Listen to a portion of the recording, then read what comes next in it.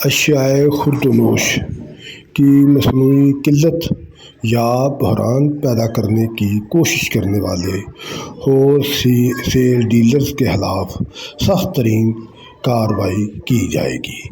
ان خیالات کا اظہار ڈپٹی کمشنر محمد ذوالقرنین لنگڑیال نے گزشتہ روز چینی، دالوں، گھی، چکن سمیت دیگر اشیائے خوردونوش کے ہول سیل ڈیلرز کے اجلاس سے خطاب کرتے ہوئے کہی۔ انہوں نے کہا، وزیر اعلیٰ پنجاب محترمہ مریم نواز کی ہدایت پر اشیائے خوردونوش کی طلب و رسد کو مانیٹر کیا جا رہا ہے۔